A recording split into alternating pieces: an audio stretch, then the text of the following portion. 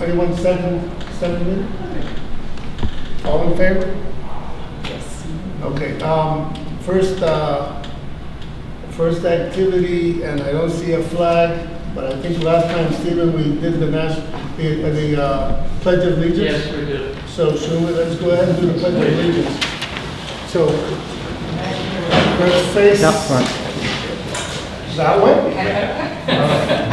All right. I pledge allegiance to the flag of the United States of America and to the republic for which it stands, one nation under God, indivisible, with liberty and justice for all.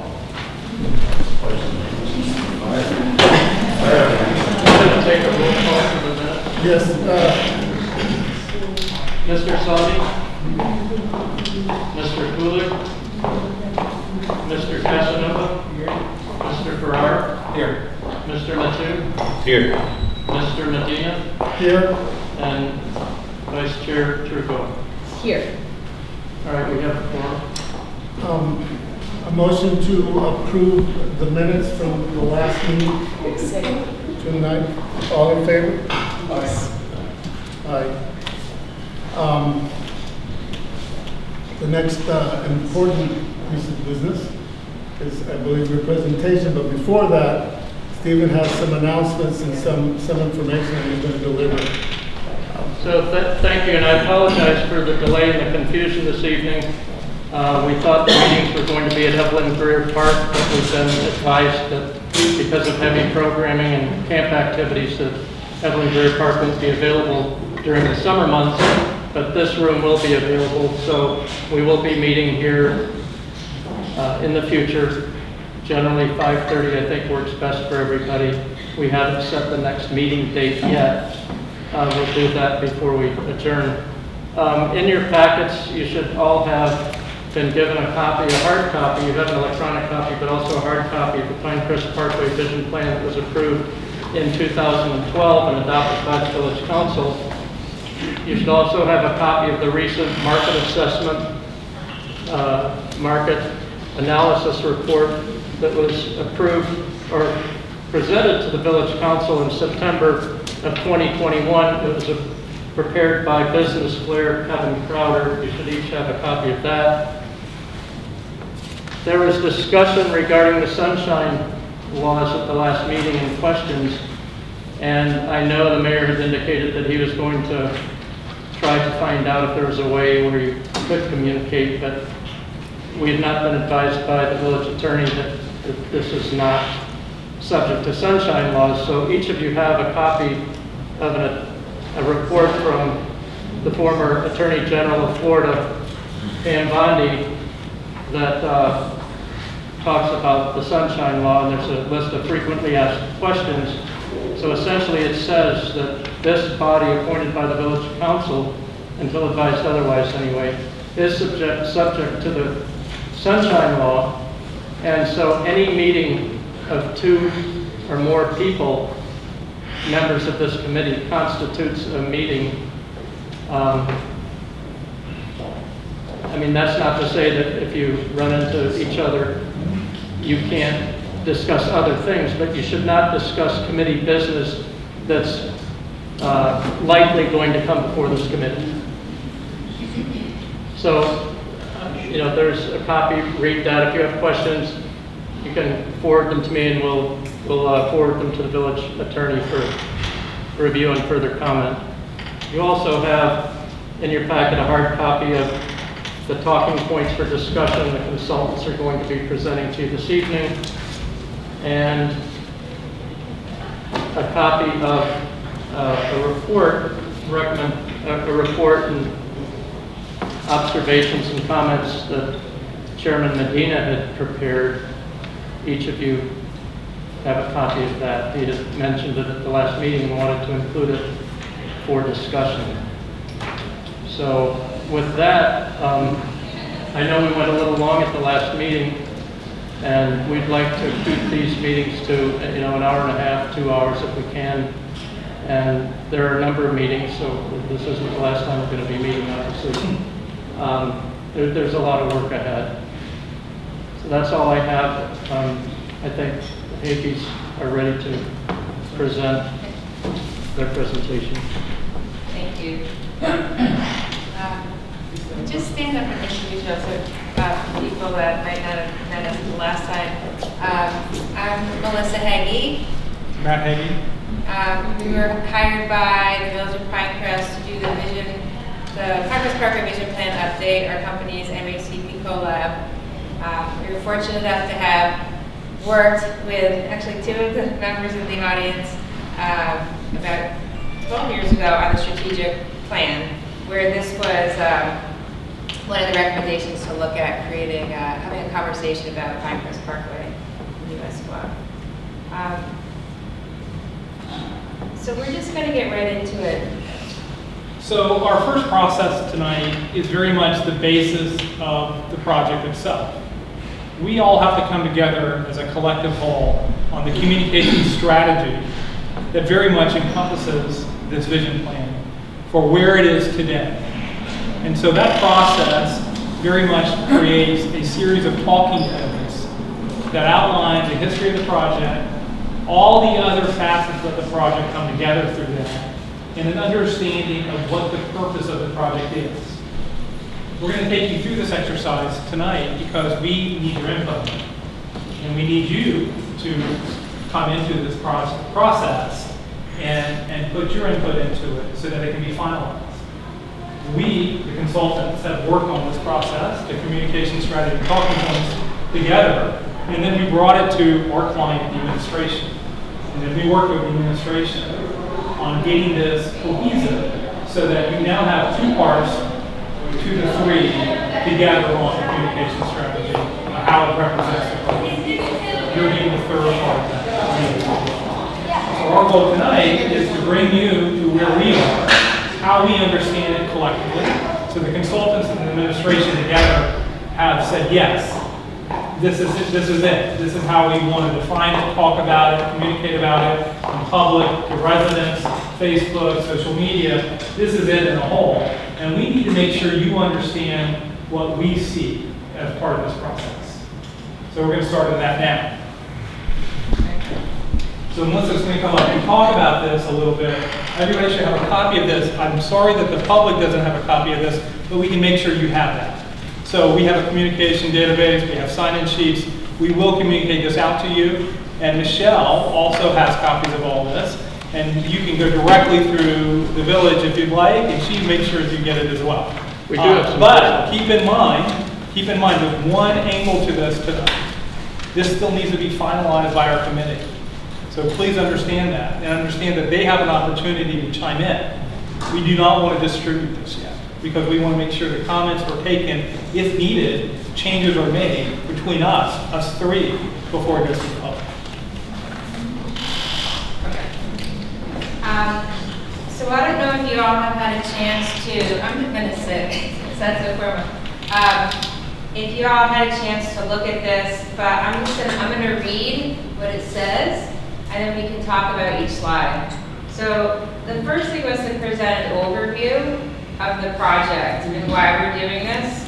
So Pinecrest is returning to the visioning process to update the 2012 Pinecrest Parkway US1 Vision Plan in light of Miami-Dade County's planned South Corridor Bus Rapid Transit, BRT, along Pinecrest Parkway, US1, including 2 new stations at Southwest 104th Street and Southwest 136th Street. These new BRT stations provide an opportunity for the village to revisit the original vision plan and the land development regulations along the corridor and around the stations. The Village Council established the Pinecrest Parkway Citizens Committee, PPCC, composed of professional architects, planners, and landscape architects to shape this vision under the guidance of planning and urban design consultants from MACP CoLab and MKSK. That said, I'm not going to, does that sound good to you? Do you have any comments so far? Melissa, Yes, I suggest, knowing the talent up here, yes, you can talk through this and give us the highlights. okay, Because perfect. if we're just gonna listen and just say yes or yea or nay, I don't think that we'll be using our talents wisely. Okay. So, So the reason why we're going through this exercise is because we want to make sure that you're all in agreement with this, that you're all clear about this, so that when you're talking about it in the community, and you're representing your ambassadors for this process in the community, you're all talking from the same points, and there's no confusion. And there are other aspects to this. We have a series of FAQs tonight that are complicated in nature, that will have some input that will be required. So bear with us while we just do that. so let's talk about this line, the red line, right? We go from 100, so we go from Dayland South to 136. According to what I've read, it's about 2.65 miles. Yeah. Right, so that 2.65 miles, on 104th and 136, you're gonna have two stations. And there's this image of those two stations. So those are kind of defined things that I think we're going to accept. I think you're going to get all that. I think we can get through this in about 15 minutes, and you're going to be able to like come right back to this, because you have copies of all this, and just mark where you want to go back to, and because you'll see it be picked up in other facets of the topic. So I just want to draw you to these questions that we identified, which is the process is going to address the topics of how should the village commercial corridor grow in the context of the planned BRT. So knowing that this is coming and it's already starting construction south, how does the village want to respond to that? How do you want to grow within the framework of these stations? And what do you want your village to look like 40 years from now? Let's think about it in the future. How do you want to preserve the character? And how do you want the corridor to develop in a way to preserve not the character that exists now on US1, but the character of Pinecrest? And just driving through here on our way, you have a beautiful tree canopy, you have the poinciana trees that are in bloom. And so that's really special, and that's something that you can look at capturing in this visioning process. The reason why we're getting input from the community is because historically that's the process, the planning process, and you want to talk with the community, understand the needs, understand the vision, and create something collectively. So we're going to be looking at, this process was branded Inspire Pinecrest in 2017, and the vision plan update is going to include the corridor, the Pinecrest Mercury corridor, as well as the Pinecrest Business Alternative Districts. Okay, so right now you have 3, and it's going to include the 2 station areas. So this is a summary of the visioning process, how we were hired. This is basic information. We don't need to spend too much time on this. But what I do want to point out is that we were hired in May through a competitive process, and the point was to design various design scenarios as part of the vision plan update. And we're expected that the process will go through late fall of 2022. We also want to explain a little bit about smart corridor development. And I'm going to read this because I think it's important for everybody to understand. As we have been doing our research and analysis, there's a lot of information out there, and it's unclear what happened when and how this process fits into some of the other activities that the county is doing. So just to start, the county is developing something called the SMART Plan. Much of it, or some of it, is already under construction. It's a 6-corridor countywide transportation plan. It includes the US1 and the current busway, and it's a $300 million project. The county has given South Day municipalities 2 years to provide alternative plans for zoning and land use along the South Corridor and around the confirmed transit stations. For Pinecrest, this includes the existing Dayland Metro Rail station. So that station's not changing, but there's an opportunity to address that. There's the 104th Street station, which is primarily, from our assessment, focused on the west side of US1. There's a lot of development activity there. There's not much happening, and there's not a lot of potential in Pinecrest because those lots are so narrow. So we want to be considerate of that. And then southwest 136th Street. Concurrent to this process, the county has developed a rapid transit zone ordinance, which is also called RTZ ordinance, which some of you probably have heard of, which outlines the desired densities and intensities for all of the corridors. So for all 6 corridors, they have their target densities and FAR, which is the development capacity that they'd like to see around the stations and on the corridors. But the village is not obligated to meet these minimum standards, densities, and intensities, and they're asking all of the communities to come back and propose what they'd like to see.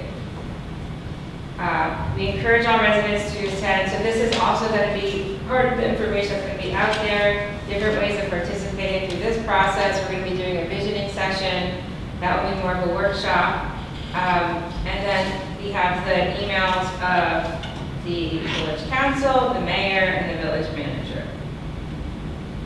Okay. Then we want to go into more of the technical aspects of the project. The timeline of the vision plan, so people ask you how long it's going to take, so fall 2022. And I want to kind of focus on this. I was talking to a gentleman in the audience that was asking about the process and the timeline. So based on the information that we were able to analyze and put together, this all started in 1996 when the county introduced the rapid transit station sites. They wanted them to be developed in accordance with what they're calling community urban centers. So all throughout the county, along, and you can talk about this more, I would say they have community urban centers with certain densities and intensities that they'd like to see. 20 years later, 30 years later actually, 20 years later, 2016, the Miami-Dade County Board of Commissioners endorsed the SMART plan. So they said, we'd actually like to do this. And they started to do the analysis in order to make that happen and to get some funding set up at the federal level. In September 2018, the county approved a comprehensive plan ordinance. So the county has their own comprehensive planning process separate from the municipalities, which included 2 things. It included the rapid transit zones, which are around the stations, and it included the smart corridors. So all 6 corridors have certain densities, only for unincorporated Miami-Dade County.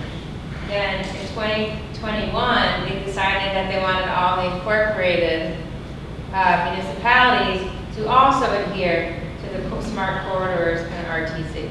So they went from saying this is just applicable to the county, unincorporated Dade County, to saying this applies everywhere. So as a response to that, the South Dade Coalition came together in 2022 and formally responded to this and said we would like the opportunity to have our own zoning. We want to be supportive of the countywide transit system and promote transit-oriented development, but we want to be able to say how our community is going to grow. So this was Florida City, Homestead, Palmetto Bay, Cutler Bay, Pinecrest, and I'm forgetting one more. Anyway, we'll think of it. In June, what's that? Yeah. In June 2022, this month, the county presented a revised ordinance with new minimum standards for rapid transit zones and smart corridors for the county. And they said it's an option. If you are in a municipality, you have the option of either using the RTZ, the county's zone, the county's land use, the county's density intensity, or you can use the underlying zoning. The municipality and the village responded to requests that the municipal zoning takes precedence. So developer would not be able to develop to the county minimum standards, but the request was to keep it within the jurisdiction of the municipality. Do you guys have any questions on that? Because that's a lot of stuff. Do you have the Pinecrest, assuming it has a comprehensive master plan? Yeah, When was the last time that was done? that was 2016, It was right? updated in 2016, and then there was a review of it after 2016, and we're not due to update it again for, I think, 3 or 4 years. We have to update it every 10 years? I think it's every 7 years. 7 years? Right.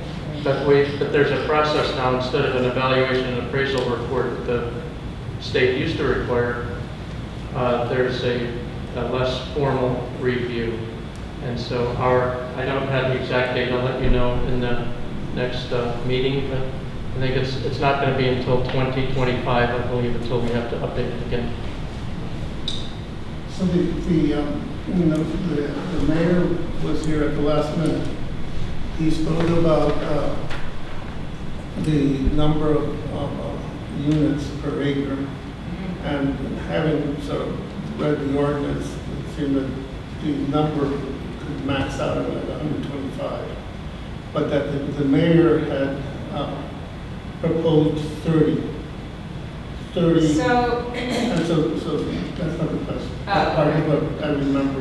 okay. But my question to you is, in the study that you did in 2012, or I think 2012? And they were not involved in the completion of the study, it was other consultants with Right. staff and another. I see, all right. So and that was that what was being proposed back then? And if No. not, is, no, all right. In terms of density and intensity, the 30 units per acre and the like, our comprehensive plan currently allows 12 units per acre in the North Pinecrest Business District, alternative districts. And there is a policy in the comprehensive plan that acknowledges and recommends and supports 25 units per acre. It says that supports transit-oriented development. There's also a 4-story limit in the North Pinecrest Business Alternative Districts. And when this plan was prepared in 2012, it was determined that it shouldn't apply to the North Pinecrest Business Alternative Districts at that time, although the plan did look at land uses along the entire corridor. But they weren't going to change the restrictions that are in the North Pinecrest Business Alternative District at that time. Well, since, in accordance with this timeline, the county came out with, a commissioner, I should say, came out with an ordinance draft that suggested much higher densities, and I think the League of Cities got involved. So they've revised that ordinance now. It approved at first reading. It talks about, communities have made suggestions, it hasn't been finally adopted, but the number of units per acre is no longer part of that ordinance. They're suggesting a minimum floor area ratio of 1.0. Personally, I think that floor area would be most appropriate at Southwest 136th Street, maybe 104th Street, and then up at the north in the existing North Pinecrest Business Alternative Districts, which already allows higher densities. But I didn't mean to interrupt, but I hope that gives you a history. I was at the meeting when the county approved the ordinance at first reading.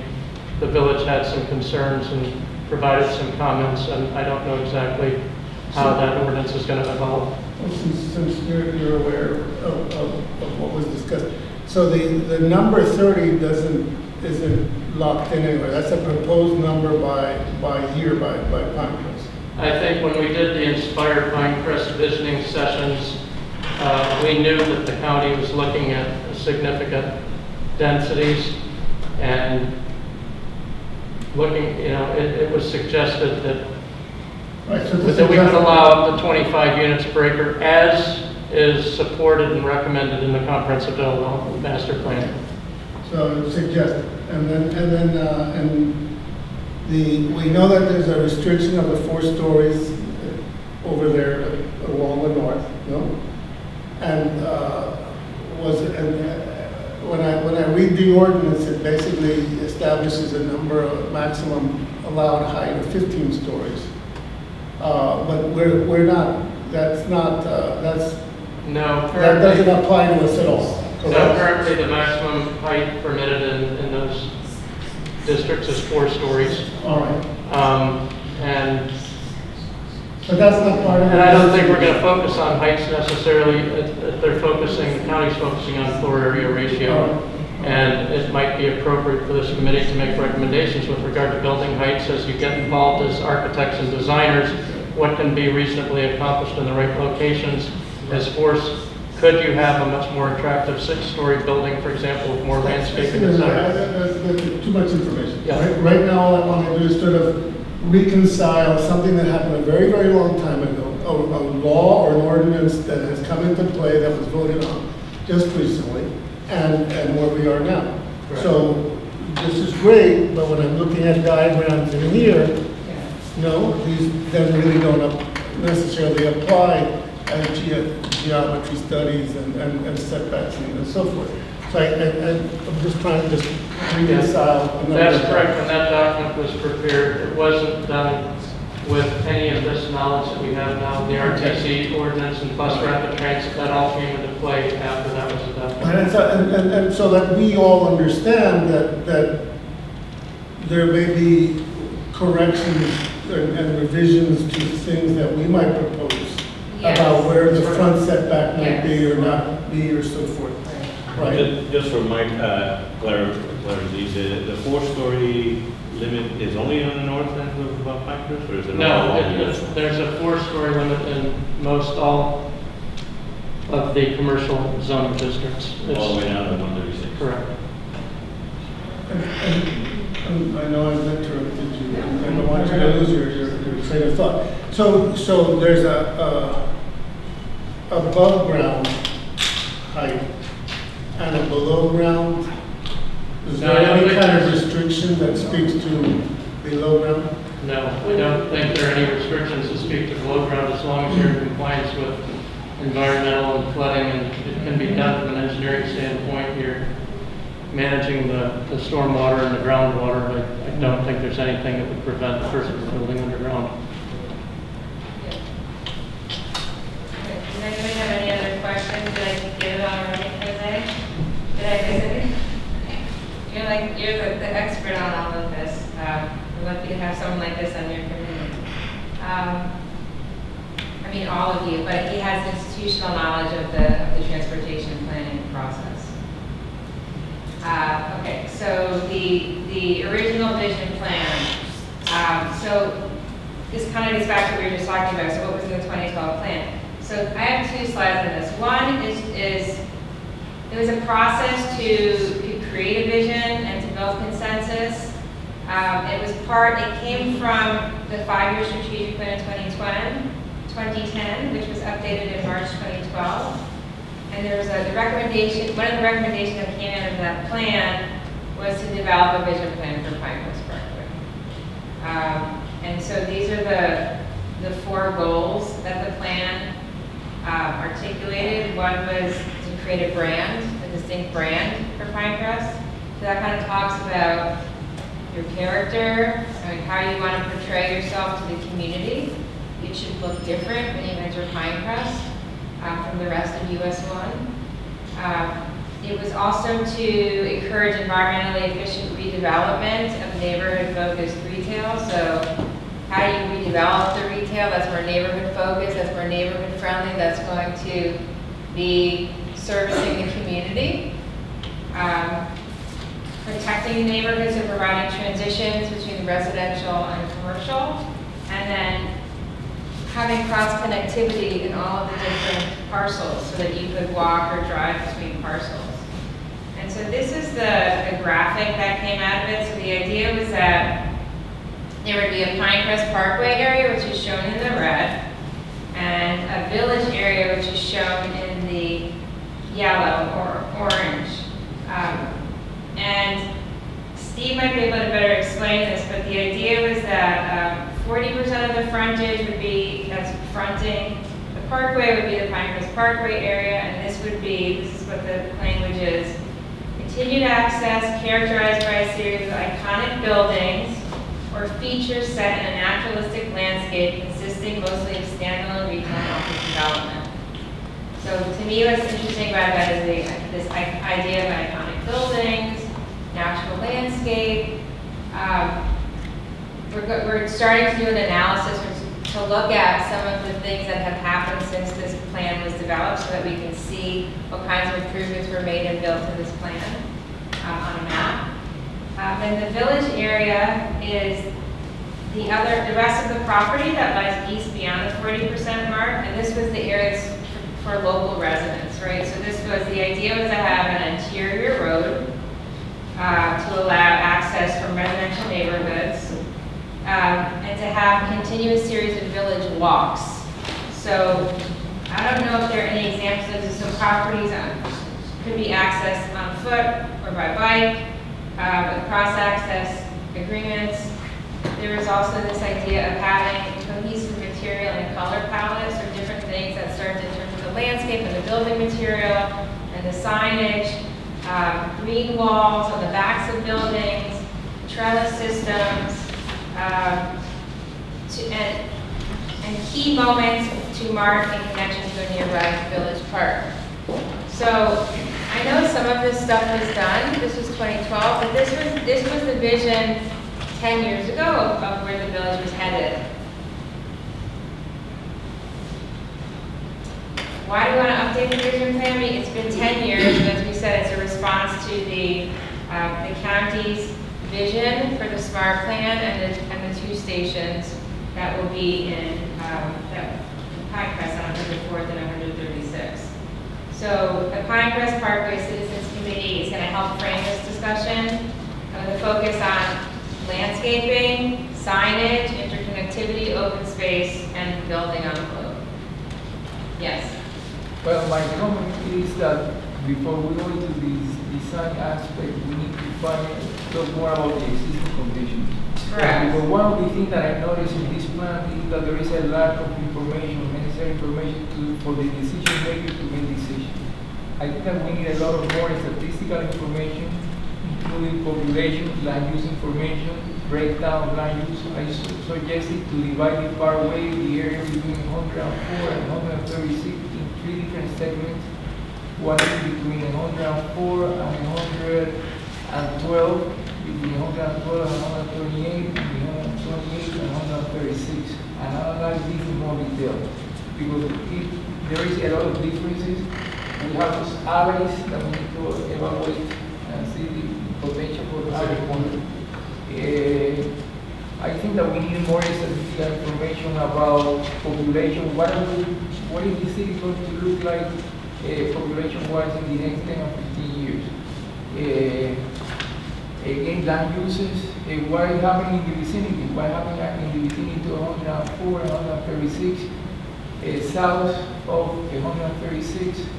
I see a lot of variety of lot width, very narrow commercial street that is not conducive. Maybe to consider in some portion, I know that it's a little bit controversial, is expanding the commercial uses, maybe around 104. I have been traveling around there and making some analysis. High really, I was analyzing 134 between 136 and 136, and the tree canopy is so great that the buffer by itself the impact on the commercial area. It might need additional landscaping, and we need to analyze the transition between the commercial and residential, way to protect more. But I think that we have a lot of protection so far, but it can be improved. I think that's exactly a great comment and point, and that's happening very quickly. So by this next meeting, which is like the July 20th, I believe we'll talk about it tonight, that's really the topic of what you just referenced. This drill down approach. So tonight, we're trying to get us all collectively there. So this purpose is to make sure that we all agree and understand all these topics that frame the discussion for the analytical and the analysis. But I think that should be the other way around. I think the analysis should be first before we go into the design. Yes. Well, absolutely. So We're not even near the design so stage. the process that we're doing, so right now we're in the discovery phase, okay? And so in 4 weeks when we meet again, we will present our findings. And so we've been looking at, there are some studies TPO has on their website for the South Corridor. And so they have a whole analysis, data and assessment of all the census data, the population, the housing values, the age. So we're starting to go through all of that. I read through it once, I'm going to go back, and dig deeper into it. So it's interesting as you compare Pinecrest to the entire corridor, and you see how different it is from the rest of the corridor in terms of, income, poverty, and yeah. So we're going to do all of that. And also the issue of how Steven has a comment back there, I think he wants to share something. Yeah, I was just going A little to, louder, please. I'm sorry. I was just going to say that Business Flair, Kevin Crowder, prepared this market analysis report that includes a lot of socioeconomic data. It looks at population projections and income and market demand for different types of office uses and commercial uses, et cetera. When it comes to analysis, I understand the question we should take into consideration future population growth that's going to occur in the village of Pinecrest. But that having been said, it's important to note too that Pinecrest is currently pretty much developed to its maximum capacity. There's not a lot of developable land. People are buying homes, building new homes, combining parcels. There might be a lot split or subdivision here and there, but the opportunity for population growth, significant population growth in Pinecrest is limited unless you change the comprehensive plan and the zoning ordinance to allow for higher densities. Of course, you could attract as large a population as you want, but I think you have to determine what character you want, and then your planning that you do here and what the planning that the village council ultimately approves, that's going to determine if there's going to be any significant increases in population. Because right now, population is about 20,000 people, and it might be projected to increase to 22, 25,000. But it's going to reach a point where it's going to be limited in terms of what can be accommodated unless family sizes change for some reason going forward. In regards to the analysis, this economic analysis, there is on the last sheet, page 49 of this thing, there's a map, and it says example of potential economic development opportunities, right? Yes. And you have that little diagram there, and before, can you just turn to it for a second? Right there. And it almost had the same triangular shape of where it says image, vision example of the intersection of US1 corridor and 136, and it speaks to a example, Meisner Park overlay, right? And this is a 2021 document, right? And as Pepe is talking, and I think it's Pepe almost. As Pepe is talking to us, and he's saying, we need some substantive data to speak of. When this was laid out with this sort of avenue cutting through it and creating this sort of dynamic of some sort of community center, How do these two things speak to each other, or they don't speak to anything right now? Well, I mean, I know, the gentleman that wrote this economic study, and he's very, very good. It was an excellent study. That last section was not. I don't know who did that. I think maybe somebody on his team did those renderings. I think the strength of this study is the analysis of the potential. Yeah. And based on the existing population and the income, and so one thing I did want to point out was that there is, as part of the study that I mentioned on the TPO's website, they do an assessment of land land value and what they call developable land. So if a building is 0 to 1.5 times the value of the lot, the land, then it's considered a redevelopment opportunity. And so all along, this is like straight data. This is from the property assessor's office. Pinecrest has the greatest potential for redevelopment on the commercial corridors, which makes sense, right? Because the property values are highest here. So that's one way that it can be redeveloped. I think there's lots of other ways, and I don't want to assume how they came to that visual.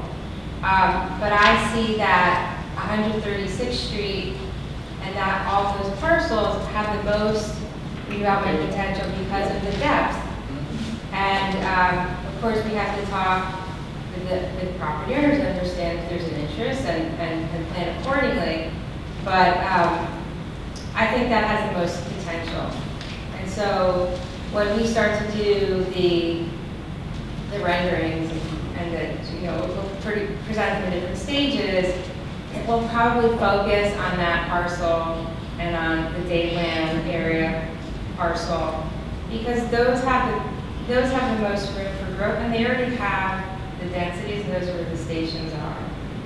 Well, there are other places that it can be redeveloped, Okay. that have large lots. And my experience is that the redevelop occur whenever you think that it's not possible. It occurs. I mean, it's a Well, surprise. that's true. Yeah, there's a lot of creative developers out there. Based on my experience, yeah, some of the lots can be redeveloped. It's a matter of putting some control. I just want to make sure that we didn't interrupt you somewhere in the middle of your presentation. No, I would like to have a dialogue back and forth. Comfortable with the process of what we're trying to accomplish. Again, this is communications. This is really how we all see it, because it is going to go out into the public. It will be part of the communication material with the village as well. So this is very much about these key terms as understanding and how to discuss them or relate to them in any other situation. So at this point, and my commentary might be a little more Neanderthal and more primitive in that at this point, there's no harmony here between these documents that we've received. Yeah, it's all for your needs. There's generally information, a certain amount of information, that we get a sense of where we live. It was great stuff, that my value of my property is higher than the median range and so forth. It's really good stuff, right? Yeah. And I think that one of the concerns has to be how do these who's not invited to this meeting right now are the developers that may in fact develop, or maybe they're here listening, either case, but we're kind of trying to get a sense of what is fair for Pinecrest, the residents, and the welfare of the developers that will come someday, right? So That's a good assessment. I mean, that's pretty much what we are. We're here for you all to make sure that we get through the process correctly, and we all understand the process so that we can communicate it together. And then the work starts, right? And then once we say, yeah, we're all together, then we start tackling these issues and start getting into it, how you see fit to address that. It's really what the question is. How do you want to be a part of that? In terms of meetings, how many meetings are you proposing to have? So we proposed a total of 6 committee meetings. We're still waiting for the village to confirm that. And we have a visioning session, which will happen. So once we do the discovery, then we do the drill down, which is when we start to come up with concepts. When we present those to you, and then we go to the community, we'll have a visioning process where everybody's available to participate 100%. So it's not a committee meeting at all. And that's where we hear from the community through the feedback on different concepts and what they like, what they don't like. And then we present that to council as a workshop. We come back and do more, I have the You have a schedule schedule, that so- I'll go over with you again. It's pretty But it's extensive. 6 meetings, and if we feel like we need other opportunities to meet, we can do that. We'd like to have an opportunity is to bring some, roll plots of these different sites so that you could actually start getting your hands dirty and drawing and, giving us some ideas. So it would be more of like a workshop setting. No, we For can when- try. Yeah, with the design team, so that you can, So Pepin and you all mentioned something about how the growth of this thing the growth of this corridor is going to occur.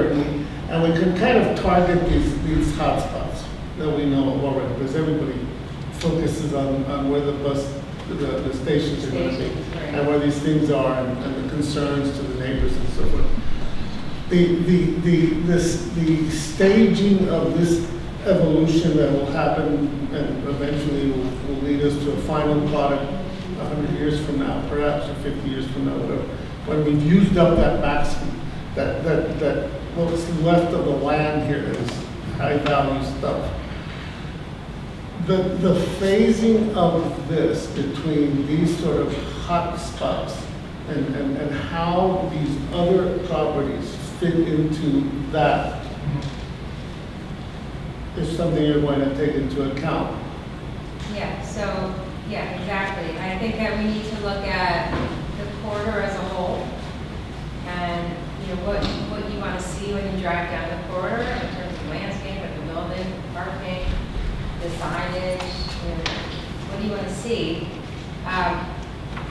And focusing on the areas where we're going to have the transit stations. So it's 104th has different opportunities than 136th, right, and the Dayland Station area, which I know that's not part of the, there's not a new station that's going to be there, but we still need to look at that. So I think when we sit through the process here right now, right, and we're just not going to be like an echo chamber and say, oh, you're setting it, and we're going to like agree with each other. So as we sit here and we're on this side, and I think that what we want to eventually get to is a place where it's not subjective language of, well, yeah, of course we want the ecology and the messic hammock appeal, because I could really visualize that way, and how that would fit into all these things, and the landscape, these sort of subjective kind of things that we could all speak to, right? Mm-hmm. And I think that we want to get to a place that when we start establishing a sort of a bylaws or rules, right? That we can say, okay, if we push all the buildings to the front, then the parking is non-existent, and that we are no longer looking for convenience, but appearance. Is that what we want? And the answer is either yes or no, or maybe a little bit of both, right? And is that the kind of information you're looking for? Or is it, oh, we're going to have these convenient parking trails that you come in and out of, and there's a lot of bicycle. What precisely are you There's a looking role, we do have a design team, which we met that and the principal of the KSK, who will come back into this process for a lot of that discussion and needs. But I think that, this is kind of a conversation about design, Yeah, I think feel, and your effort to create design, right? Right, what we want to do is, at the next meeting, we're going to present with you all the data. And We got to pick up the pace. and I think there's an opportunity then to start talking about design opportunities, and it's going to be a process. It's not going to be us telling you what we want. We're going to look for you to inform the process. MKSK is going to start doing drawings to present. It's a back and forth. So it's a collaboration concerning the design. I am concerned about that the information need to be spread. Whatever we do here, communication, using the internet or whatever, because I think that there is, the business community is not aware. Right. This is the feeling that I have based on the report that I read. It's not aware, and I have not participated or participated very limited. And their input based on the reports is almost not there. Well, that's part of the outreach effort, and there will be some of that, but I do think we should keep on moving. Right. But we can come back to that, but there is part of an outreach effort in the community, and I believe they are going to be a part of that. We discussed that, and we made a point to make sure we do find some ways to address that. But for the moment, let's stick to communications, getting this ready for everybody to be comfortable with, so we can go out and do the next. The idea is that once we get through this and everybody's comfortable with it, then we're gonna start meeting with property owners and meeting with the neighborhoods and meeting with the businesses and chambers of commerce. This becomes our material Right. So for we discussion. need to get We through have to this show process. them Right. what we're talking about. Right. This is the way to discuss it. And there's going to be a public charrette process too, where they'll be invited as well. But in order to go talk to someone, we have to have a formalized document that everybody agrees Right. with. And this is really the process. Right. So, we talked a little bit about this. This is the SMART plan. So you can see that there's the 6 different corridors, and each corridor, which is the number 1, like aqua color. There's the east-west corridor, which is the pink. The Kendall corridor, which is the red. The green is the existing Metro Rail. The yellow is the South State corridor, and the dark purple is the north corridor on 27th Avenue, and then the northeast corridor is the dark blue. And then you can see there's other kind of dotted lines and things. There's going to be a system of what they call bus, express, or rapid transit, which the way it was explained to me is that it's an express bus that has one origin and one destination. So it doesn't make more than one stop. So you have more of an integrated system, and that ties into the circulators. And then each of the corridors are looking at the first last mile connection. So when you get dropped off at your stop, how do you get to your final destination? So I saw a presentation for the beach. So all of this is being led by the county, by the transportation planning organization, and then also by the county Department of Transportation and Public Works, and then FDOT is also leading some of the efforts. So it's a comprehensive process with a lot of different agency involvement, and all of the information is online. So each of these corridors has studies to justify the need and to show the vision scenario, the land use scenario that was preferred. If you go onto the TPO website, or if you go onto the county website and you just Google SMART plan, you can have all the information is there. So this is just a summary of that. The south corridor is 20 miles in length. It extends from Dayland South Metro Rail to Southwest 344th. And it will provide connections between the Central Business District, Village of Pinecrest, Colorado Bay, Cutler Bay, Homestead, and Florida City. And then once it's fully implemented, these are the things that it's going to offer. So why do we need it? So how does this impact me? So these are some good talking points as well. It's once fully implemented, there'll be new opportunities for transit-oriented development along the SMART program corridors. There's going to be an expanded and interconnected network of premium transit service. So premium transit is light rail, bus rapid transit, metro rail, where you have very frequent turnover of trains and stops. And all of this information I took directly from the TPO's website, that explanation. Improved reliability and on-time performance to the existing transit network, because it's all all going to be part of a larger system, so they have to operate. Of course, job opportunities in the transportation industry in terms of planning, design, construction, implementation, real-time arrival and departure information. So they already have that now in the Metro Rail, where it tells you when your train is coming, and they have the app, which usually works pretty well. And then the new transit station terminals and park and ride facilities. So in terms of what's planned for the South Dade corridor, what exactly is bus rapid transit, this is what's explained again on the TPO's website.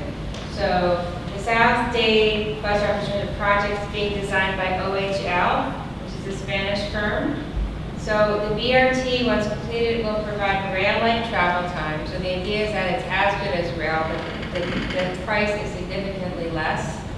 We're talking 300 million versus over $1 billion. And all of that information, again, is on the TPO website. There'll be enhanced safety features and other upgrades. So you'll have what they call a multi-layered service line. So you're feeding into all the different types of transit. It will include 2 end-of-the-line terminals, so you'll have Dayland South and Southwest 44th Street. They say 14 new iconic state-of-the-art transit stations. And we're working on getting the renderings, the latest renderings, so they have several different ones online, so we're working with the county to get the most current information. And there'll be 6 additional stops for the all-stop route on South Dade Transit Way. So I believe that's the existing stops that are there now. When will it be operational? Again, we have to confirm all of this, but based on the research, the design build services began in February 2021. So the design build is a way to build something more quickly, where you start to build before it's 100% complete design. It broke ground in June of 2021. So this is south of Pinecrest. Construction is 25% complete, and it's scheduled to be completed in late fall 2023. So we are going to confirm all of these numbers with the county. We're waiting to hear back from them, but this was the most recent information that's available.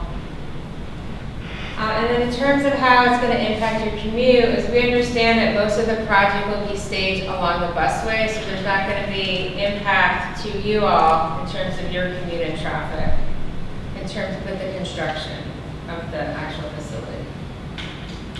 So I don't know if you guys have any questions on that. Let me go through the schedule and then we can wrap it up. This shows the majority of the work being completed by the first week in October. So as you can see, we're right here, the second committee meeting. At the end of 4 weeks, we plan to have the 3rd meeting where we'll be presenting the discovery report. And the discovery report is going to have the summary of the previous studies, all the data that we've collected, best practices, summary of previous more current efforts, even some of the Inspire Pinecrest efforts that have been done. So we assemble all of that information into a report and present that. Then we start to do the assessment, and that's going to be another month process. Once the assessment is done, and we understand all the opportunities, we'll work on the visioning session. So the visioning session is an opportunity where we will be presenting different scenarios, different sites and different, like along the parkway and at the different proposed transit stations to get the feedback so you can actually visualize, okay, this is what, 25-foot setback looks like with parking in front, or this is what the landscape buffer would look like, and you can start to play around with different scenarios. And that's really helpful because it will help you visualize all of these things, because it's hard to really understand when you look at the numbers on a piece of paper. What does that mean? What does that feel like when I'm standing in this space? Once we get through that process, we'll start to develop the final design concepts. We'll start to develop the vision plan update booklet and then present that And there will be committee meetings. We haven't put them on the calendar yet because we don't know when those are going to happen, but the idea is to have them before the visioning session to kind of do it as a check-in to see if we're on the right track. After the visioning session to kind of assess what was happening, what were the results, how do we want to move forward. And then we'll present to you the concept, sort of at the draft stage, and then we'll finalize it and present to council. What's stakeholder meeting? Okay, so the stakeholder meetings are, once we've completed, once we've all said that we agree with the talking points, we're good with this, we're comfortable with this, we then can go out into the community, we can meet with property owners, we can meet with businesses, we can meet with communities, homeowner associations, with all the information that we've all agreed to present. And get their feedback and input. Because we don't want to design in a vacuum. We want to make sure that we're getting as much input as possible so that we're proposing something that makes sense for the property owners, makes sense for the community, is what people want. So Melissa and Matt, in phase 3, is that when this committee will get involved and lend their design and architectural input and expertise to the design process? It's at the end of phase 2, before the visioning session, and really at the beginning of phase 2, when we start after we presented the initial findings. Yeah. So I imagine that there'll be 3 opportunities to really talk about the design.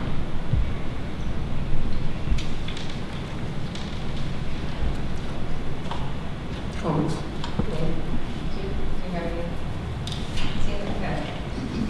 And so that's the presentation. Does anybody have any questions on the schedule? Do you have the copy of the schedule?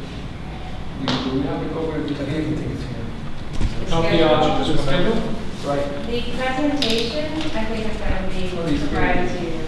Oh, the schedule, is right. Yeah, and the schedule is in the presentation. Yeah. We'll have a copy of the presentation for you all. Is it the last? Yeah, you'll have a copy. Did you get the last presentation? It was also in the last presentation. We did provide copies of the last presentation electronically to everyone. Yeah, you'll get another copy of this presentation as well. Mr. Chair? Yes. I don't know if you have questions regarding the talking points there. The next item on the agenda would be an opportunity for the committee to discuss the strengths and weaknesses, just some general observations that you might have, and after that we'd get into the reimagination of US1 corridor, which is a document that you sort of prepared. I don't know if you're ready to go to that. No, I think that we had spoken earlier that we had some notes of pluses and minuses that you might want to talk about to start us off. All right, I've given each of you a copy of this Pinecrest Parkway U.S. Vision Plan update, and it's marked draft. It's certainly not for anything more than just general discussion this evening to help start the discussion, but based on my experience as planning director in the building and planning department for the last 12 years, I've developed, reviewed a number of development proposals, met with property owners, met with planners, was involved in the US1 corridor plan in 2012, the market assessment with Kevin Crowder, just hearing general comments and observations from residents and council members and zoning board members, etc. I've developed just a brief list of some issues that I think are challenges that we are facing now with Pinecrest Parkway. So if you want, I'll just... Do we have it? Yes, you do. What's it look like? You should have. Yeah. No.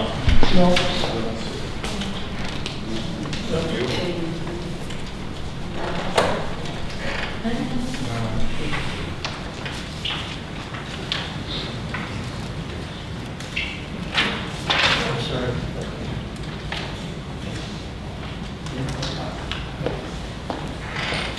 So So just in general, for discussion purposes this evening, I'll go down the list. So a lot of the properties on Pinecrest Parkway are narrow. They're not very wide. They don't allow for a lot of imaginative, creative redevelopment because of the size of the properties. And I know that Pinecrest Parkway was widened at some point in the future, and that took away from some of the depth that existed. And so now you have the traveled portion of US1 very close to the property line with narrow landscape buffers in many instances. There are properties that have a lot of potential for redevelopment. All of them do, but there are just some limitations with regard to depth on some of them. Probably the greatest potential for redevelopment is up at the north end, east of US1, obviously adjacent to Kendall Drive, and then down at Southwest 136th Street. That's a larger assembly of 2 or 3 parcels in there that could be nicely redeveloped in the future. So again, with regard to landscaping, the village has always emphasized the importance of a tree canopy, and there's always been a competition between developers that want to maintain view of their signage and their buildings, and the village that wants to allow the trees to grow to create a canopy. The last time we met with the US1 committee in 2012, there were property owners that suggested, I'm not exaggerating, I got the impression that if we could just eliminate all tree and landscaping requirements, some of the property owners would be happy with that, thinking that that's best for their bottom line. And I think there have been studies that show the more attractive a community is, the lower the signage, the more attractive, the larger the trees, the better it's going to be for them business-wise. So what the village has done in the meantime is lowered the maximum sign height along US1 from 30 feet to 15 feet, so that now there won't be this interference of trees with signs and things. There'll be less pressure for them to abuse and improperly prune their trees. The village council has also implemented a requirement that anybody trimming trees on US1 has to have a permit, and they have to be licensed and registered to do that work. And we have been having meetings with property owners that have come in and they've showed us their plans. We've reviewed them with the arborist. So I think we're gradually becoming, we're getting to a point where that canopy can continue to mature. But it's been slow to develop because of past pruning practices. Ownership and management is an issue. Councilmember McDonald came to me one day and asked, Steve, would you mind contacting some of the business owners in the Marlin Center and Best Buy and the like, and just see if there's an appetite to redevelop, to see what their issues are. What can we do to help them? And it was just a very informal meeting with one council member. And I thought to myself, gosh, here's an opportunity for them, potentially, if we can get the rest of the council to agree, we're basically allowing them to rewrite the code and the comprehensive plan. Well, we were met with a lot of opposition, unfortunately. Jay Gottlieb is the owner of some of those properties. He's unfortunately passed away. His sister continues to own them. And he became very upset in that meeting, and so much so that the next day he called me to apologize. And he said, Steve, I don't think you understand. There are multiple owners. We all have tenants. To redevelop these properties would interrupt business for years. It would be very, very difficult to do. So that's not to say that it can't be done. There is interest in redeveloping some parcels. I can talk about those in the future. We've been contacted by attorneys and owners of some parcels, so that's changing. But that multiple owners who are enjoying a steady stream, steady cash flow, don't always have an incentive to redevelop. Then the development obviously is arranged in a linear fashion along US1. It's strict commercial development. There is not really an opportunity. There's not access to the residents to the east. Almost if, some of the plans that we've seen here, if you were to create access roads into the commercial properties east of Pinecrest Parkway and provide for better orientation and access from the residents to the east, I think. And maybe develop a center somewhere that is not just a strip linear pattern of development, but that linear pattern of development has been an issue. Parking, of course, is all adjacent to US1. There is rooftop parking available in some of the centers, but customers have not been, it's not always fully utilized. Properties are not interconnected, so if somebody wants to go from one business to another, they have to go out onto US1, drive down and turn. We've been slowly implementing cross-access connections now with the redevelopment of properties, but we've been successful in 2 instances, but that takes a long time, to implement, and it will eventually be implemented. The rear alleys are unattractive. We're working with the owners of the Gator Dadeland Plaza. That alleyway back there, it needs to be redeveloped. It's decades old, and not certainly inviting to anybody that wants to access it other than a delivery truck, which is what it was primarily designed for, I guess. Then the architectural style is tired and outdated. I'm not an expert when it comes to architecture. You know certainly more than me, but we've tried. A lot of these buildings are concrete block stucco buildings that were appropriate for their time, but not real sophisticated otherwise in terms of their design or appearance. And shopping centers basically are reaching the end of their useful life in a lot of instances.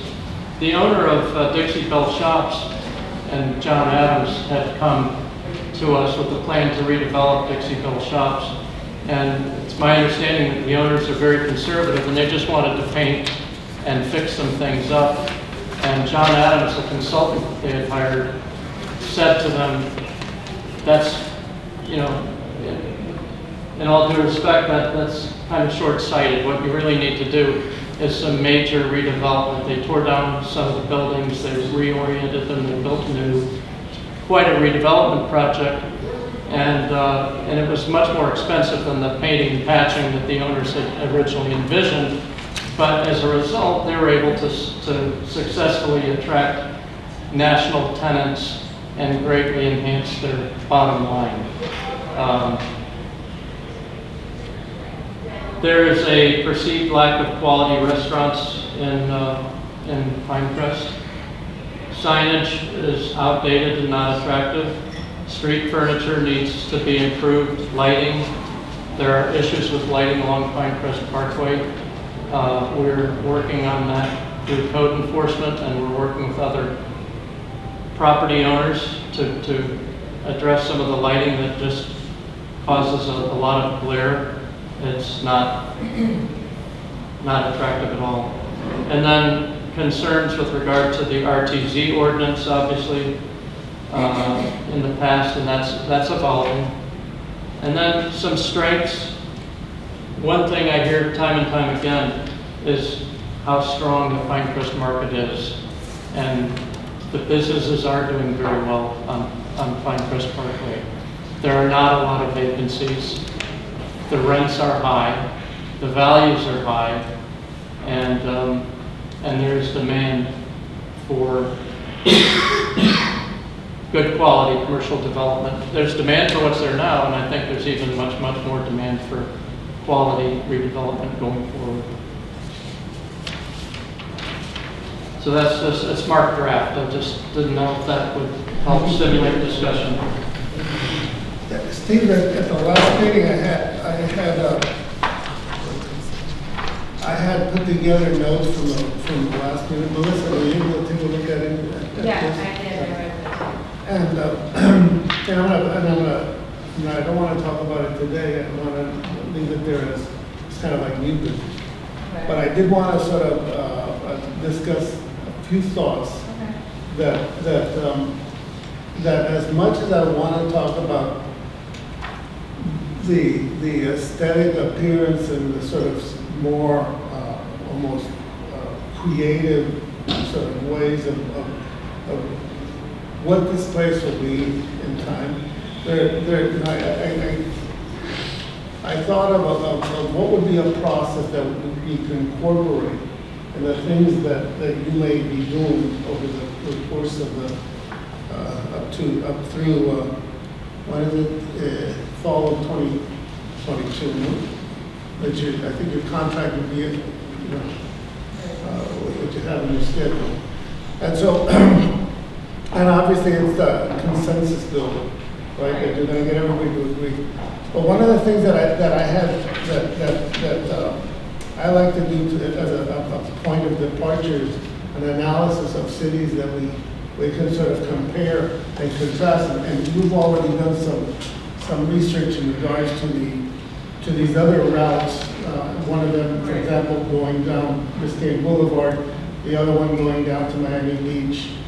And in those municipalities, you know, I would be eager to know what their FARs are, and what their setback criteria is, and whether or not those setback criteria have incentives, you know, and what their floor area ratios are, and to compare and contrast these, especially those that are more in line with who we think we are.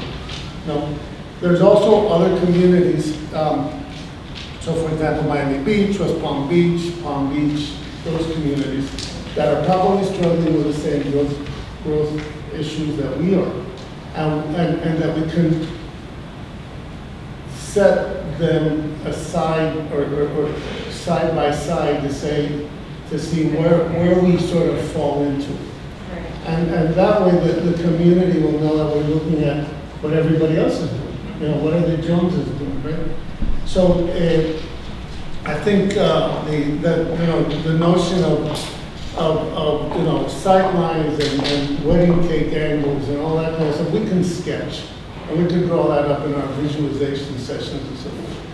But what I don't have time to do is to go out and find that and just to organize the thoughts and see what incentives they give to someone that does 2 or 3 floors of underground parking. What incentive do I get out of making the major investment to not reflect a sea of parking, but a sea of trees, and the cars sort of disappear, right? So those are the things that would be interesting to me to see how you organize in your mapping, because I think that that would attract interest, and how to make the Piano Noble that place where people could meander through, not necessarily running into every car in Miami, parked in front of the sub shop or that.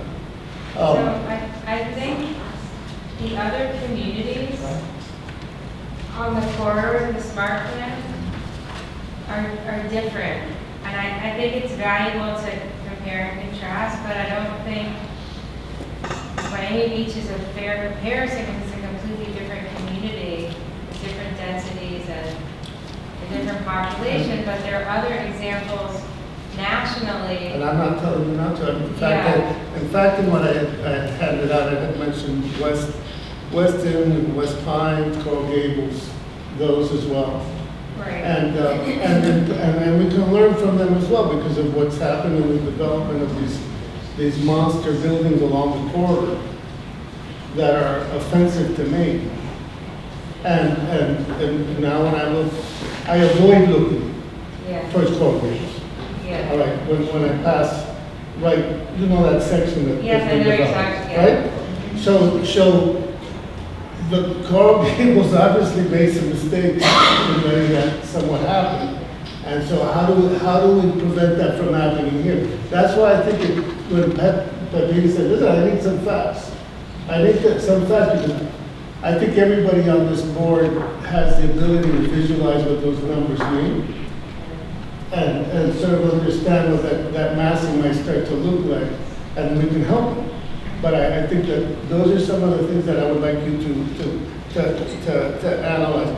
I had also suggested, like on page 4 of my document that I put out there, listen, you know, adjacencies, front side, rear part,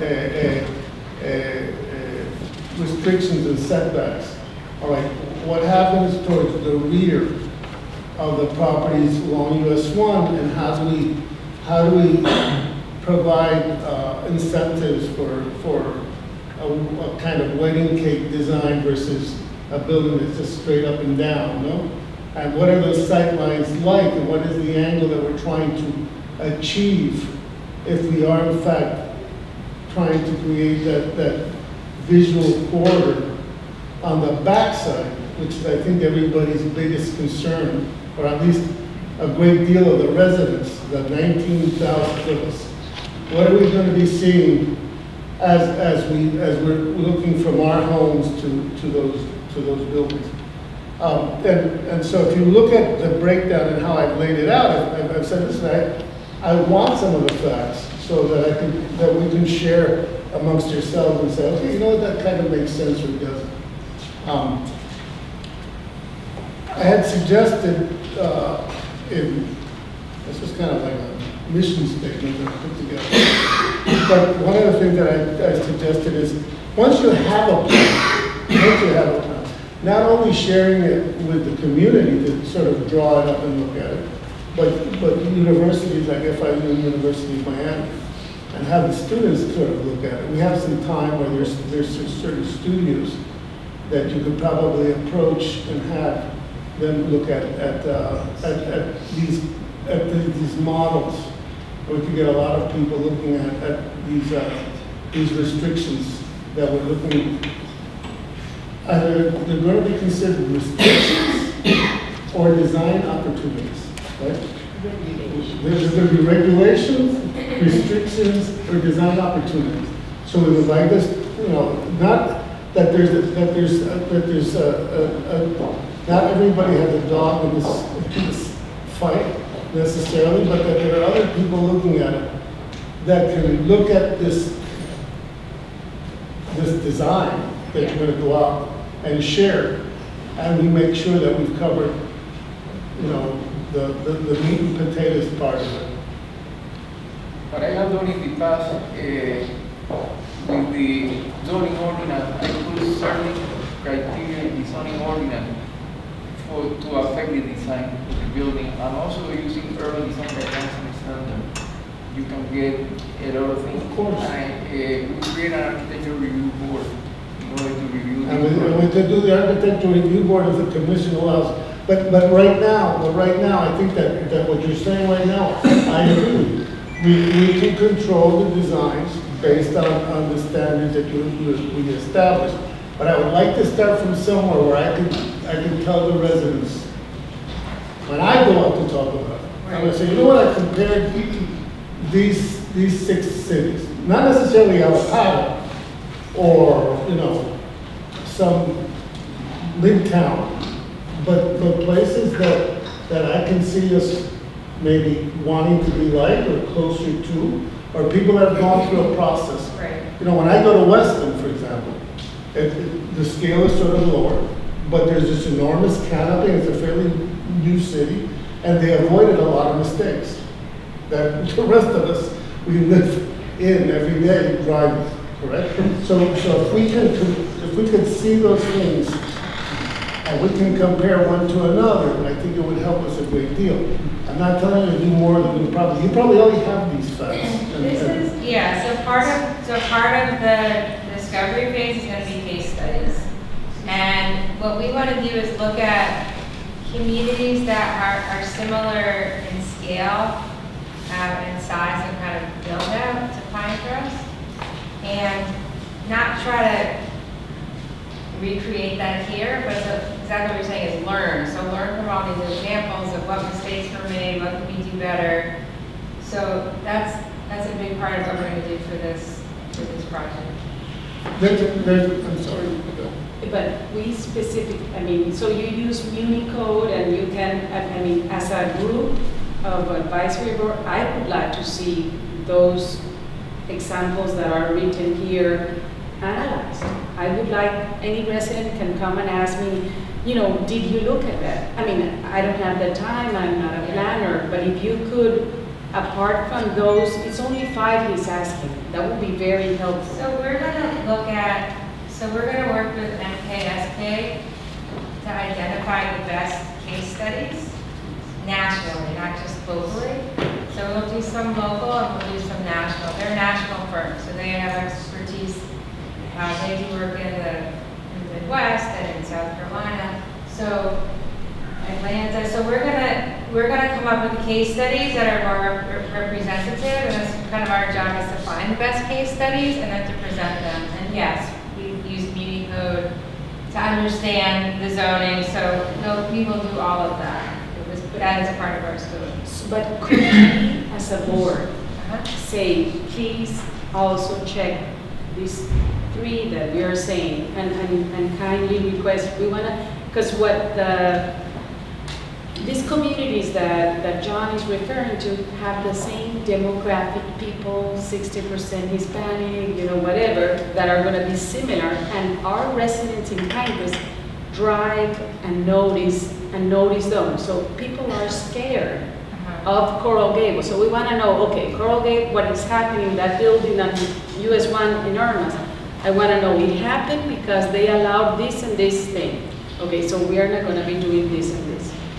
Right, so we'll definitely, yes, you can look at the ones that we want to avoid, but we also want to do case studies of things that we want to replicate, that we want to learn from in a positive way. And Melissa, I think she makes up a really good point. Because there's an aspect of archiving the data that we're learning from, And so that when you have the demographics and the folks that of certain communities are similar to ours, that we can point to and say, yeah, we look at these. And by the way, and not just Louisiana, there's this wonderful community, but they're not gonna know that. I might know that community, or we can go to another town and we say, yeah, we know those. But if we're going to relate to our people here, we need to be able to say, well, yeah, we're looking at these, Known examples. These known examples. You know where it is. I'll tell you where to drive to so you can see it. If we are the ambassadors. Yeah, so I think I listed what I thought were good examples, and at the end of the day, you say, here's the stats, but I don't necessarily agree because of this and this, and I may be the first to tell you, what, you're right. But at the same time, at least that remains behind as the stuff that we could archive, that we actually looked at it, Right. we analyzed it, and then you may turn around and say, look what they're doing in Naples or Tampa or some place that's a tropical environment that's similar to ours. I would assume we'd be going to tropical places and not cold climates, but Right. hot humid climates, right? Because we would want to sort of have that type of ecology that we could be looking at and seeing how they're dealing with the canopy and how these buildings fit in it. So for you, I want to put this as new business. Take a look at it and cross out what you don't want to use. So we're not going to do all of them, but we can pick some of them, because we also want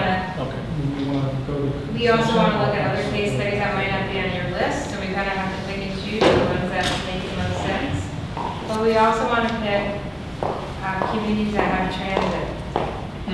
Because we want to, like Weston doesn't have the transit, so we want to pick communities that maybe are 20 years ahead in terms of the transit. So like Charlotte, North Carolina is an example that we can look at to see if it's comparable, because they've already done their light rail that's already been in place for maybe 15 years. So we can do a mix. So we can do places that are local and then. No, I think that's great. Yeah. Just that's obvious. But have you looked at how it's going to affect Miami as it goes over the bridge and go to the other side? They're off of Alton. That one leg. Is there anything available on that? I think you said there was, no? So I'm on the TPO's Bicycle Pedestrian Committee, and we had a presentation last week of the first last mile study for the beach corridor, and they had some of that information. So the good news is that a lot of that information is available online, and we have relationships with people at the county that we can call, so we can ask them the specific questions, and also at the beach. So if there's specific information that you want, I think it's okay, Steve, for them to email us. Can the committee email me? Yeah, as long as you Email us? can email individually, you can email anything you want. That's great, because I think that, for example, right, so I agree with you. Those communities that are already mature, it's like art, right? The mature artists that they're worth a lot of money, and then kind of the middle of the road folks, like Miami Beach, that has made a major transition from what it looked like many years ago, right? And they modified the way that they did their urbanism has changed. And so how are they doing it? And along Biscayne Boulevard, the transformation that Biscayne Boulevard is taking on, because of all of the growth that's happened along Biscayne Boulevard up the way. So those would be two. Maybe Weston doesn't fit. I agree. But I do think that it's really important, especially for the demographics of here, that people understand that we're very unique, and the ethnicities are a whole lot different than someone that maybe comes from Charlotte, right? So just remember that people want to know what's kind of happening around here. Coral Gables, avoid Coral Gables monstrosity. That came up at the last meeting, it got kind of heated in regards to, nobody wants that. I think that nobody wants it. But you got to show people why not. And I think that you have to put that on your list. At least put the numbers down. And then Becca can tell you, I agree. That it doesn't work. It doesn't work because they made a hole. There's a big hole in the standard and it didn't work. That's why this happened. If we can avoid that, maybe even once, we're going to be in a really good place. So the compared contrasting, I think, matters, and then also modeling it by people that are not only us, okay, but maybe universities. Right. My experience with university is that sometimes you don't get the result that you're expected. I use a lot of students from university, different classes and all these things. And sometimes they came with something completely out of context. I don't think it's a good idea to do anybody from the university. I teach them, I'm gonna tell you, you don't want those guys telling you what to do. You don't teach them what to do. Well, you give them the standards, you give them what you think may actually be a set of rules once you get to a place. Not now. So it's not. And I have seen actually very good work from students that I've had that have taken criteria and used it in a positive way to compare and contrast. So if I may just throw my 2 cents in, as an architect, I'm not a planner, I'll defer to all the experts in planning, but as an architect, I think differently a little bit. I'm interested in solving problems now, and I'm afraid that a lot of the discussion here is something that, and I'm going to say that I think a lot of visionary plans for many cities end up being just a plan that never gets executed. And in my interest here, as a resident of Pinecrest, is to do something, come up with something that gets executed or executable. Right. Okay, and that requires a lot of competing parts. There's private property issues. There's the commercial developers, the residential, whatever. You know, we're talking in very big generalities about how does a guy that lives at 62nd Avenue, what is their impact of the back of the shopping center strip along US1? It's nothing. It's none. It doesn't exist. So there are adjacencies that are important, And I am all in favor, by the way, Chairman, in looking at other examples of other cities, but they need to look and feel similarly in how this city is made. This city was created along a corridor of traffic that Coral Gables doesn't have, Miami Beach certainly doesn't have, Weston doesn't have. So I'm interested in looking at examples of other places around the country or even the world, but that have a similar sort of edge as we do, because we can sit here and look at Miami Beach and debate Miami Beach, but Miami Beach doesn't have a 6-lane highway at 55 mile an hour in the middle of it or even on the edge of it. So, you know, the whole issue of that is different than what we need to do. So I am in this committee to try to see if my contribution can be that, how do we come to some solution, some plan, some idea that is actually buildable? Otherwise, all of it is pie in the sky for me. Seaside, for example, all of the new urbanists that use that as the model of new urbanism from the beginning was created by one guy and one architect. There was nothing there. That's a way to do a new city. Whether you like it or not, on the architecture, on the style, and all that stuff, it's irrelevant almost at the end of the day. But I'm concerned that we're going to be sitting here and talking about global things and beautiful pie in the sky stuff, and nothing's going to get done. Well, the way things can get implemented is by amending the land development regulations ultimately, and even that is kind of slow. So for example, if someone comes in today to build a new commercial building and they want to put up a sign, they can no longer have a 30-foot sign. It has to be a 15-foot monument sign. They can no longer plant in a 5-foot wide landscape buffer. The minimum width is 8 feet. I mean, so we're going to develop regulations to help for the implementation of your vision. Right, and I think that's what our charge is, you know, but we need to do these things that are real, you know. So I agree, and when I read the 2012 vision plan, and I had colleagues that worked on it and I respect very highly, there were a lot of things in there that were aesthetic improvements and sort of wishes and desires, but there weren't a lot of teeth. And so if you go to your zoning code, it references back to the vision plan, but it doesn't really provide specificity. There's no solid things in terms of measurements and guidelines that are specific standards that you can actually measure and evaluate. That's precisely right. And so what we bring to this project, and I think one of the reasons we were hired is because we do have experience doing that, and we know how to write codes, and we know how to do plans that can then be developed into a code and a land use plan. So one of the first projects I worked on was Midtown Miami, when that was just a vacant lot, a 57-acre parcel. And so I learned from a very kind of young, as early in my career, the importance of developing something and developing a vision with implementation in mind.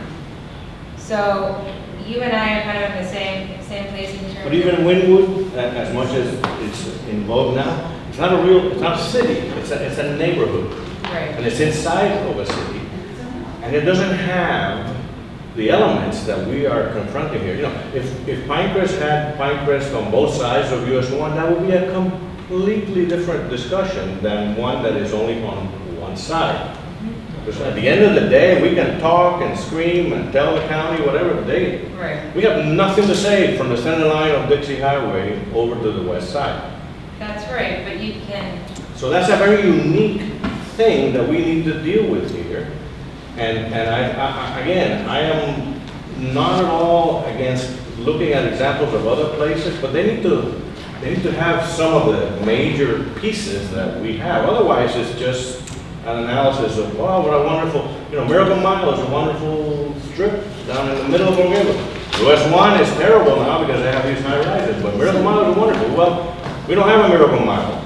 But if, We might be able to create something like that if we take what we have and do a version of something like that. And you do have the example of a plan that was implemented by planners, which was the Manny Diaz plan of rewriting the 2000 code for the city of Miami, where it reshaped what was pretty much downtown with this notion that you could have mixed use that didn't exist until that happened, no? And it does have this whole notion of the US1 going through it and the highways and all these type of things that at one point Manny Diaz was visualizing what if the highway going into Miami Beach could go underground, but it was considered. And at least it was considered at a point. It was obviously too expensive, but it was trying to tie the city back together and correcting a lot of the things that were a problem that were making the center of our city or of Miami sort of dying out. And I think that yes, this is a different place. There's one side that we have to deal with, and I agree with you. There are similarities, but the codes that have been rewritten for the city of Miami and that whole area that's sort of grown into an urban high-rise scape, you know? There have been some really good developments there that now people are back in the center of the city and using the city as it should be used and not going to the suburbs as much anymore. So there's been improvements, and I think that we can learn from them. I don't expect them to waste time in things that at least they can sort out the things that don't matter. But I do think that there's a lot that we have to sort of turn over to our residents and say we've done the local legwork, that we've looked at these things. So that's one of the things that I would like to see. One of the things I would like to see, because we deal with it all the time, and it's a nemesis, and we talk about parking. We're in forward-looking codes and forward-looking plans, things that are being done in the city here, things that are being done around the world. You know, we're starting to see less and less of it, right, for the right reasons. All the ride share and things that people do, and they want to be able to commute and do all these things. And we've got a dearth of landscape in some of these places. Some of these parking lots and some of these things. I took a bike ride from 132nd, tried to make it up to the canal, but it was physically impossible to ride your bike along that corridor. So I looked at every single lot, every single place, plus my transit along the edge of US1. If you're really brave, you'll ride your bike on that sidewalk. But it's a terrible, terrible experience, right? And even if you just flip-flop those. So there's small wins, there's big wins, there's all these little things we can do. I was on the zoning board 20-some years ago and passed an amendment to put these fences around dumpsters. How simple is that? It's still in place today, it still works. You mentioned these back streets to the neighborhood.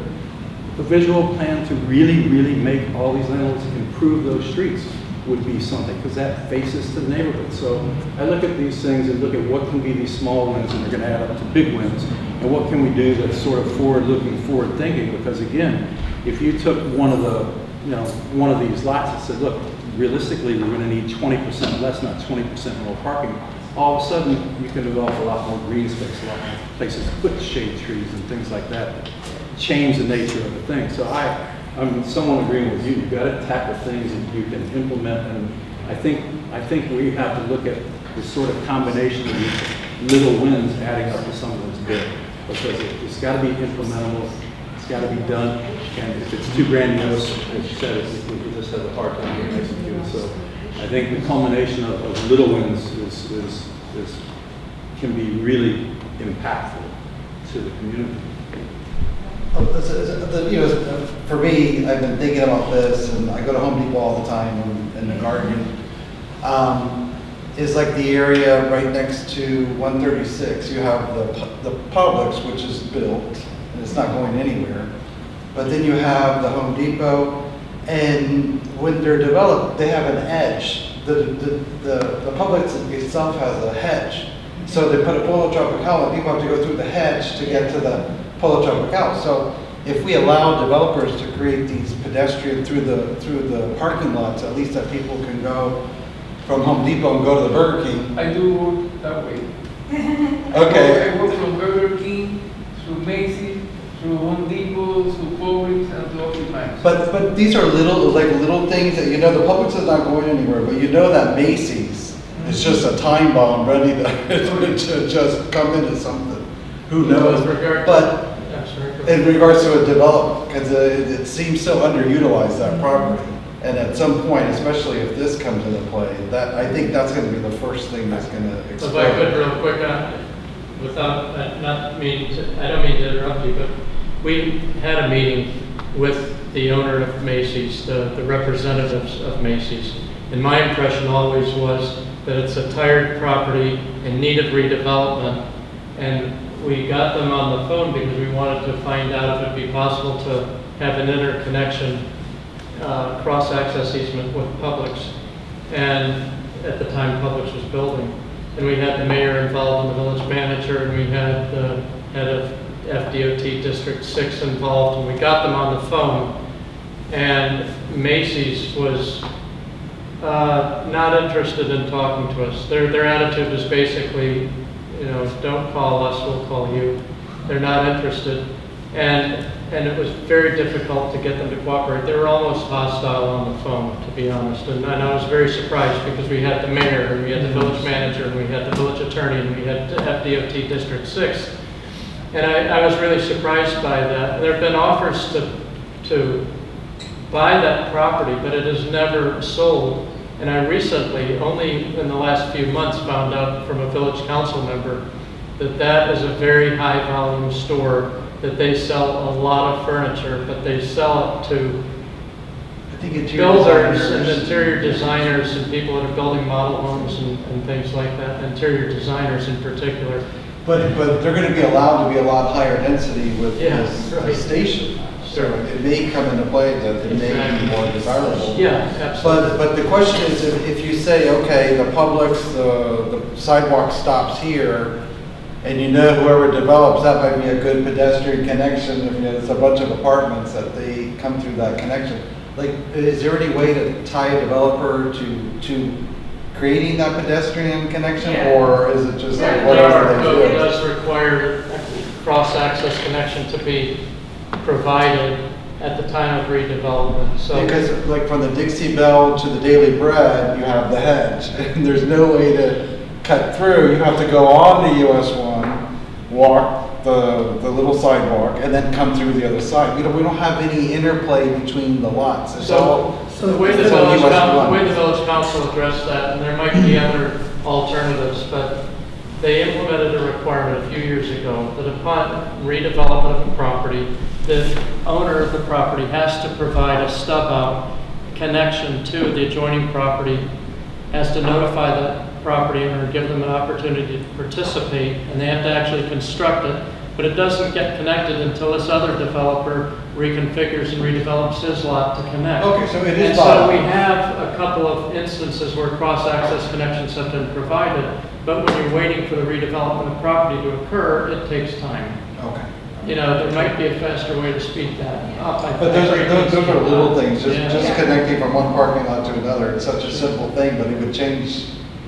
I know from Home Depot, I see people just cutting through the hedge to go to the Polo Tropical, and the Polo Tropical just went in. So I would have thought that Pinecrest would have said, just take this space out, put a sidewalk, make it connect. But there is an informal connection. Oh, I'm sure there's more than one. Well, I know, like, when I worked in downtown Miami, they had a requirement that all the roll down shutters be upgraded to hurricane windows. And they gave them a 2-year time to do it, and also provided some money towards doing that as an incentive. But they basically said, you have 2 years to do this, or else you're going to get fined. So there's precedent for requiring properties to do different things. But I think those are little things that would improve I mean, it may sound, you seem to walk it, so you'll be the first one to enjoy it. One other thing that I think I would like you guys to take a look at and think about while you're doing this is, you know, from a planning perspective or a city perspective or whatever, body perspective, what we don't have is a village center, right? There is no Heartland Village. I mean, you could call downtown Dayland a village center if you want, because it's now got walkable streets and restaurants and everything, and that's just a little piece. And while we talk about there's only a few opportunities for something like that to happen, to get enough critical mass in one area, and it may take assemblage, it may take a minimum assemblage of land that adds up to 3 or 4 or 5 acres or whatever is a minimum assemblage. But I think one of the interesting studies may be to study what you believe is the minimum amount to really create something, and that may be deemed a special overlay district, right? If someone can assemble 5 or 6 acres, then they can get a special overlay district. That's the incentive that would then allow the person that owns the land to sell it, because their property value just went up because of the special overlay. And we get the opportunity to have something that maybe creates enough density and enough restaurants and enough interaction and have somebody put that level of investment into it. I mean, Doral is not a great example, but it's just a shopping center, right? But that street feels like a center to that community. And you can find hundreds of those kinds of examples if you really look, right? They don't have to be huge. I mean, Cocoa Walk became a village center to the Grove 25 years ago. It's outdated now, but it was just a little piece, but it at least was a place that you could call the center. And it had a theater, and it had this, and it had that, you know, and everybody could sort of meet there, and it branched off into more or less linear parts of the city. But in order to be able to get these land, you know, to get somebody motivated to do it, and as you said, this guy doesn't want to sell his land, well, if all of a sudden it's worth 1.5x of what he thought it was, because if the new buyer puts this overlay zoning on it, but you'd have to be really careful about how you allow those and what the parameters to assemble them are. But if you're able to do that, then we don't look at this as this linear zoning of everything. Yeah, there's going to be certain things that apply all the way along the stretch, but if you can assemble this much land, you can get these privileges, and you get those privileges, we get the chance that someone might take it and get creative enough. In that overlay, it has to have all the ingredients of the town center. A certain amount of open space, a certain amount of gathering space, a certain amount of, you know, it has to have those, but to me, that's what's missing. If there was a place, I mean, it would take a piece the size of the Home Depot or something to do it. I mean, I think somebody had a really intriguing overlay in there when they put Meisner Place or Meisner Park on top of that. Yeah. Because I worked in Boca while all that was going 30 years ago, when they were just implementing lots of the things we're doing now. Signage and, well, I mean, all these things were happening there 30-something years ago, right? And that place got built, and it's one of these examples of what you can do. People scream bloody murder about that place because it's 5, 6 stories tall. All this density, all this stuff, it's beloved now. Yeah. And it was hated when it was proposed. I can tell you, it was, I mean, because I was working with the city on other projects, it was absolutely despised. But those are the kinds of things that you have to take. Yeah, we've got this, we've got some things, but if we want to do something and make a big impact, I think there's little wins. I think if you really study what the creation of what it would take to be a viable center, that's a study within your study, but then you don't put these incentives broads across everything. They only apply if you have certain dimensions and certain aggregate land area that would allow for that to happen. But I think that would be something that would be quite beneficial to Pinecrest, Yeah. wherever we get to put it, right? And it is something that actually we've been talking about too, is having incentivizing redevelopment for an assemblage of a certain size. But I think in there, yeah, but the criteria can't be just that you get this density. It's got to be super controlled in what the end. I mean, you have to put it in such a way that you can control the outcome with some better degree than just a basic zoning ordinance. Because basic zoning ordinance, people find all kinds of ways to get around the intent. Yeah, so, you know, it's similar to what we have at the North Pinecrest Business Alternative District overlay, but it would also apply to these other properties potentially at 104 from Southwest 136, and then revamp and revisit create incentives for redevelopment. I agree. So at this point in time, unless you have more discussion, I think we should talk about the next meeting date. The meetings will be in this room here. Melissa, you mentioned sometime in July. I want to check my calendar and make sure that, and you should, the committee needs to check your calendar as well. What date did you have in mind, Melissa? In that? No, I thought it was the 19th or the 20th. The 19th or 20th of July? We'll This double would be check. Tuesday. And I think people like Tuesdays.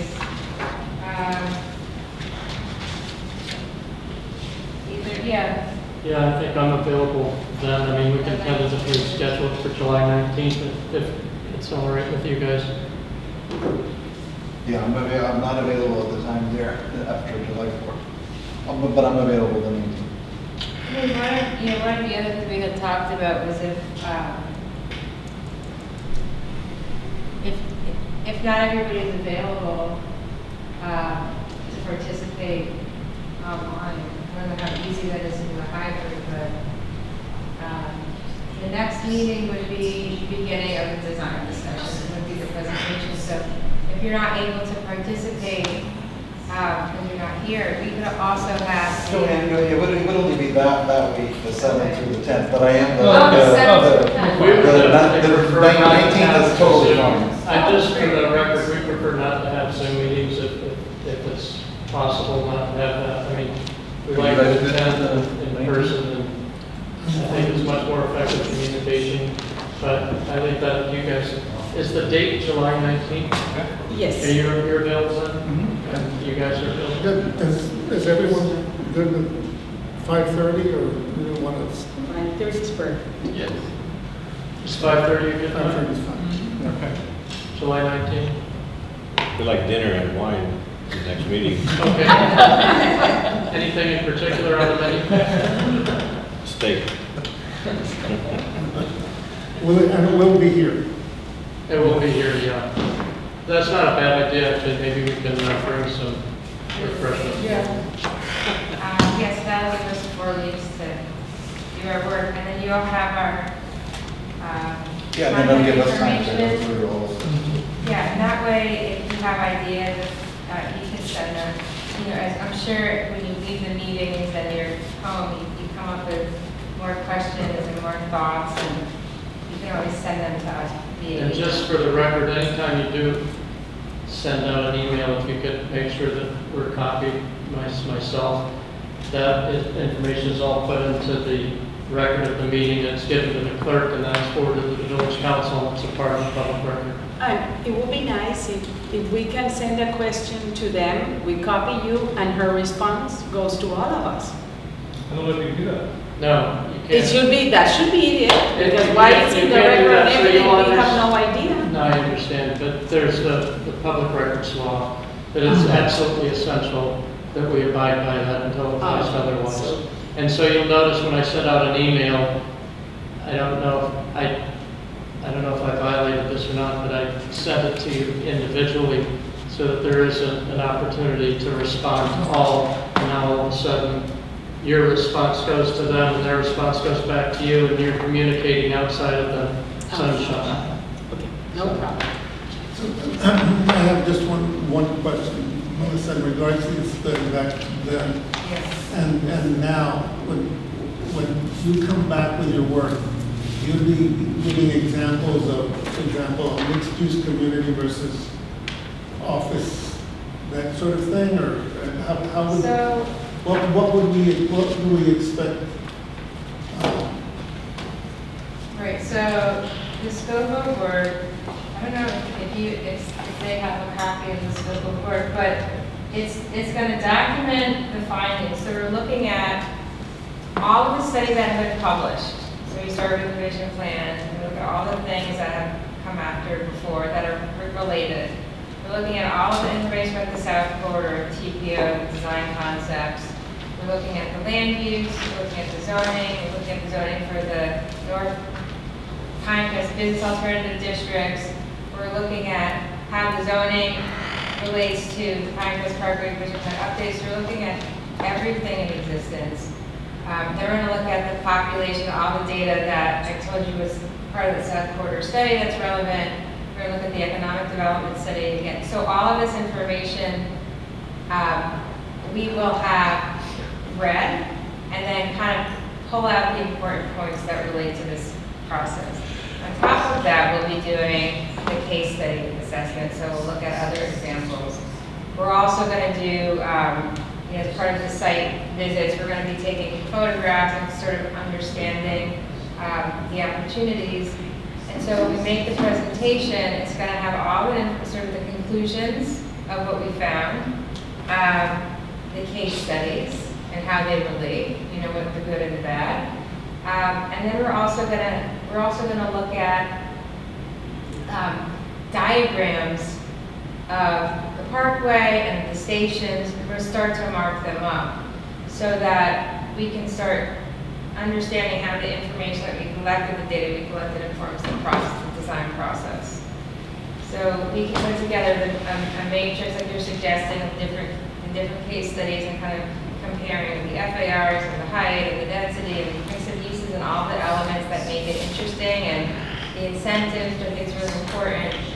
So all of that it'll be sort of like a data dump, and we'll try to keep it concise so that we can have a productive conversation about what comes next. One more question, when you see some of these ordinance, and you compare sometimes what it is in the book and what it is in reality are two different things. So you hardly can maximize FAR or any other of the big funds. So we'll look at what's been built, Right. and we'll have photographs, and we'll look at the zoning, like No, what I'm saying that regulations it's compared only- to what was built. What I'm saying is that the zoning book might say something, and the reality might be something different from what it is in the book. Because Right. sometimes it's very difficult to obtain the maximize what is in the book. Right, so we'll have photographs of these places, Right. and then compare it to what the regulations, how the regulations have been written. And I'm going to check with the clerk tomorrow, the village clerk, just to make sure when it comes to corresponding outside of the meeting, we just need to be careful. We subject ourselves to a lawsuit potentially. And so I don't think there's an issue if an individual member wants to correspond directly with me or Melissa and copy. The village has to be copied, but before you do that, please let me confer with the village clerk tomorrow just to make sure that it's okay, because the whole intent of the Sunshine Law is to make sure that all business is conducted in public with an opportunity for the public to attend and to read the minutes and understand what's happening. So I'm not saying it can't be done, but I need to confirm with the village clerk, and I'll send you an email letting you know exactly. All right, so, all right, motion to adjourn. I'll make a motion that we adjourn. I think I did that last time. too. Second. All in favor, so. Yeah. Thank you very much.